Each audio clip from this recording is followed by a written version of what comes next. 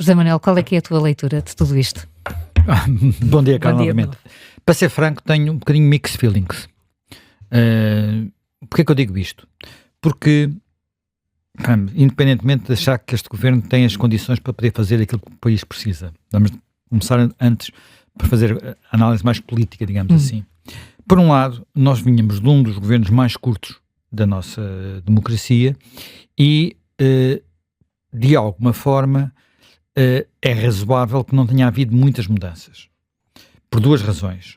Primeiro, porque não houve uma penalização do governo nas urnas, portanto, pelo contrário, enfim, houve uma subida da AD, e desse ponto de vista pode-se dizer que houve uma certa confirmação até de muitas escolhas de Luís Montenegro, não com o sucesso, por exemplo, de um Cavaco Silva em 87, ou coisa assim do género, nada que se compare com isso, mas, apesar de tudo, alguma evolução. Portanto, desse ponto de vista político, não havia razões prementes para muitas mudanças. Depois há outro aspecto que nós muitas vezes desvalorizamos, ou não referimos, ou ignoramos, que é, sempre que há mudanças no Ministério, há um período de adaptação que às vezes é longo, portanto há tempo perdido. E num governo que estava no seu início, equipas que às vezes estavam quase que a começar, no sentido de um ano e tal, há muitos dossiês que tinham ficado no arranque, manter faz algum sentido. Uma das coisas que, por exemplo, me fez mais impressão em algumas remodelações e mudanças do tempo de António Costa é que me parecia que ele tinha mais como objetivo, digamos, as primeiras páginas, ministros novos, pastas novas, mas depois o que acontecia por baixo, numa administração pública como a portuguesa, era muito caótico, porque cada vez que nós mudamos um ministério ou mudamos uma estrutura, tudo o que está por baixo rearruma-se.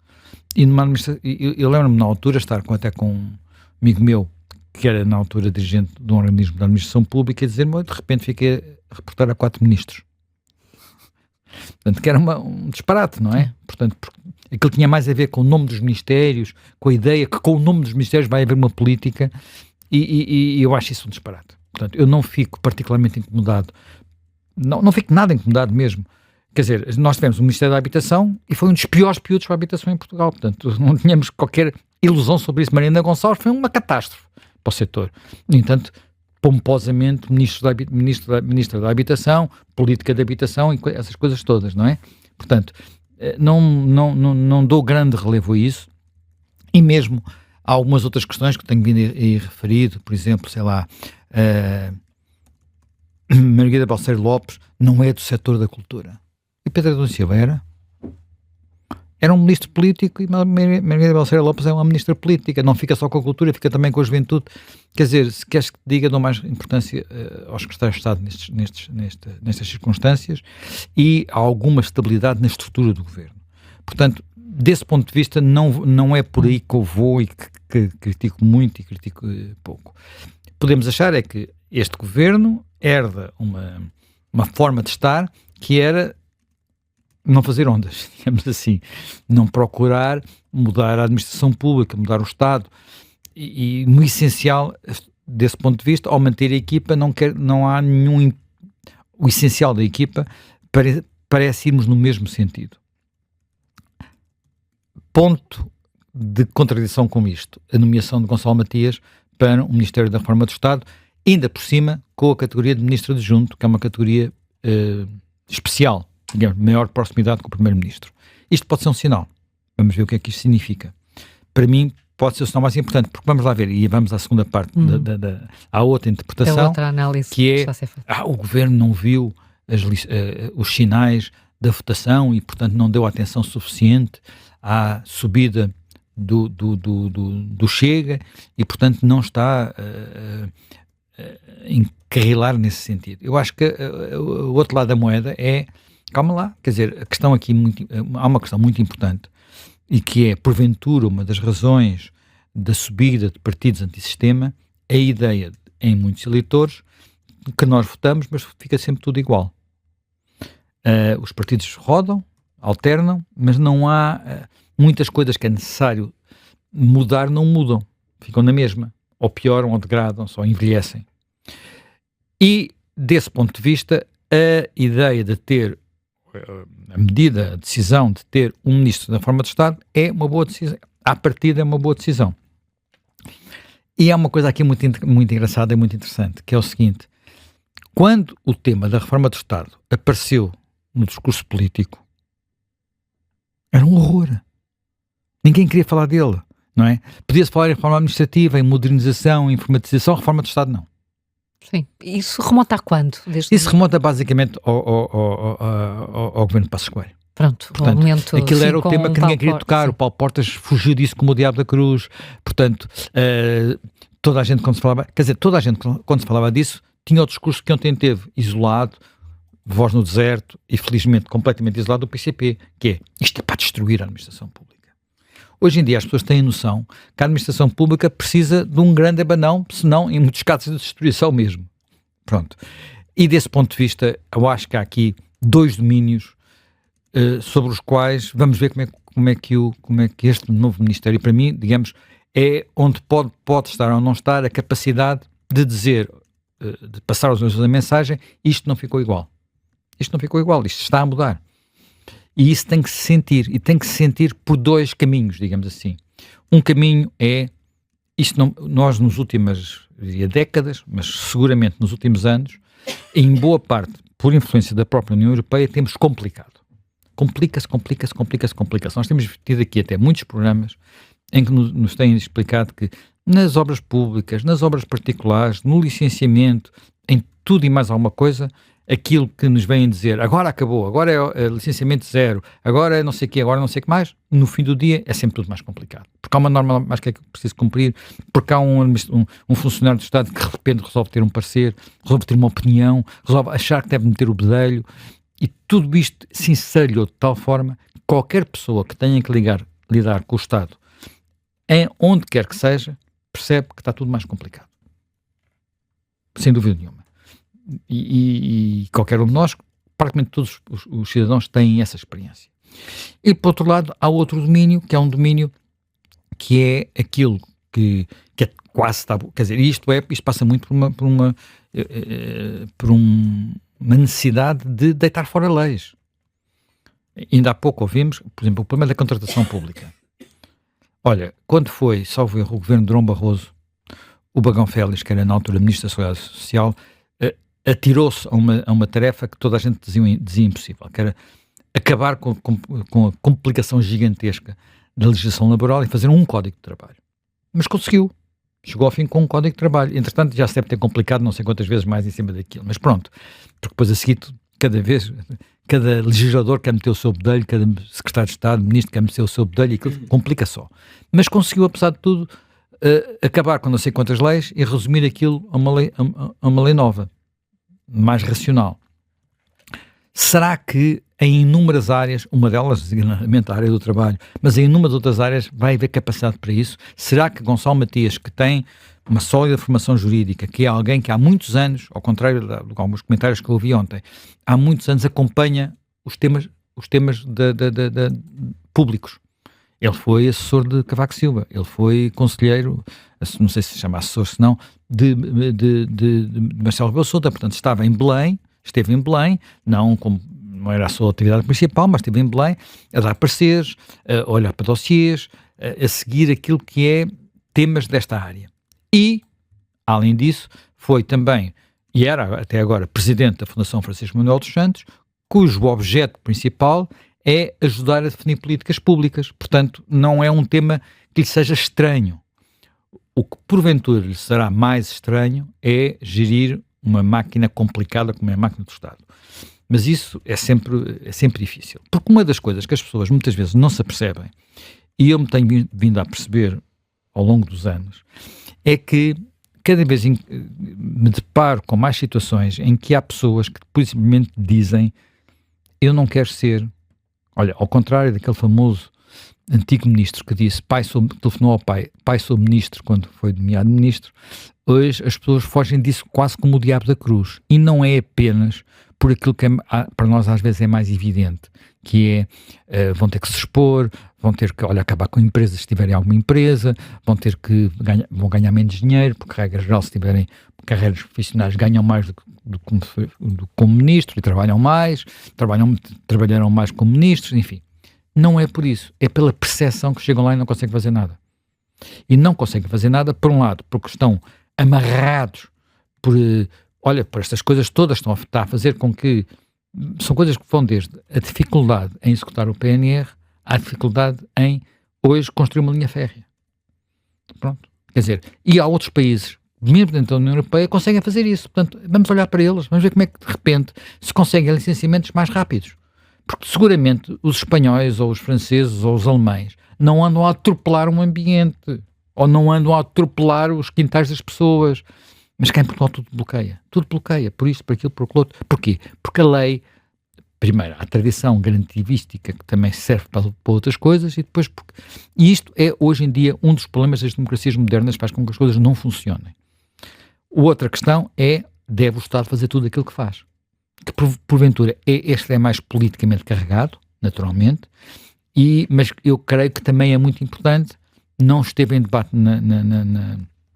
na campanha eleitoral, não é apenas simplificar, é mudar. E mudar é dizer assim, bem, eu já percebi que é mais rápido, mais eficiente, mais barato fazer algumas coisas que são obrigações públicas fora do Estado do que dentro do Estado. Portanto, consigo prestar melhor serviço público por menos dinheiro se tiver quem o faça fora do Estado. E isso pode acontecer na saúde, pode acontecer na educação, pode acontecer, na comunicação social, onde apesar de tudo há, todos os anos, quase 200 milhões de euros que vão para uma empresa pública, não é? Portanto, e à volta toda a gente a morrer.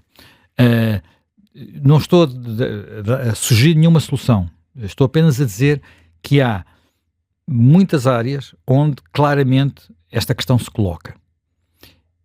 Só que isto, como toda a gente sabe, é um bocadinho difícil de debater, porque implica mudar de modelo. E, portanto, eu espero que pelo menos alguma coisa comece nesta área, até porque esta área cruza com outra que é absolutamente crítica, que é a da saúde, onde, sem começar a mudar de modelo, não vamos reverter aquilo que foi o processo dos últimos, que ainda falámos aqui a semana passada, que foi o processo dos últimos 10, 15 anos, que é despejar dinheiro em cima do setor e ter cada vez mais queixas em relação ao setor. Pronto. E não vale a pena dizer, quer dizer, e eu hoje tive um pequeno sinal de que pode haver uma mudança, vamos ver se concretiza, porque agora já não há eleições no horizonte, há eleições autárquicas, também é uma dificuldade, mas não há eleições, mas ainda é verdade, mas não há aquelas eleições que são mais sensíveis, que é o Álvaro Almeida, portanto, o diretor executivo do SNS, disse que na margem sul, se calhar, é preciso, em vez de estar com uma rotatividade infernal das urgências, fechar urgências. Isto tem racionalidade. Se eu souber que durante 2 meses, 4 meses, para sempre, o meu hospital de referência deixa de ser aquele, e há muitos hospitais aqui, na zona de Lisboa, há imensos hospitais, não tem que ter todas as urgências abertas. Na margem sul, o problema também tem a ver com a margem sul? O problema é que centra-se um bocadinho na margem sul, porque na margem sul há o Barreiro, há a Garcia da Horta e há a Setúbal. Quer dizer, não estamos a falar, houve um tempo em que não havia nada. Não foi assim há tanto tempo como isso. Mas já há aqui, e pode haver aqui, quer dizer, Setúbal já fica um pouco mais longe, mas pode haver aqui uma racionalização. É evidente que isto, para quem gosta de ter o hospital ao lado, o polícia à porta e para estar absolutamente seguro, isso não é confortável. Mas em termos de racionalidade, no fim do dia prestar um melhor serviço, quer dizer, o que é melhor? Eu ir para uma urgência a 10 minutos de minha casa e ficar lá 12 horas à espera de ser atendido, ou ir para uma urgência que leve meia hora lá a chegar e depois ser atendido em 2 horas. Acho que não é muito difícil explicar isto às pessoas. Porque é uma urgência está bem equipada, que é rápida, que tem eficiência, e não outra que está sobrelotada sistematicamente, em déficit, em esforço. Mas pronto, isto é sempre difícil, porque isto mete com o poder local, não só com o poder local, porque nós falamos sempre, são os autarcas. Mentira. São os autarcas e os profissionais. Porque os profissionais também não querem mexer na sua rotina.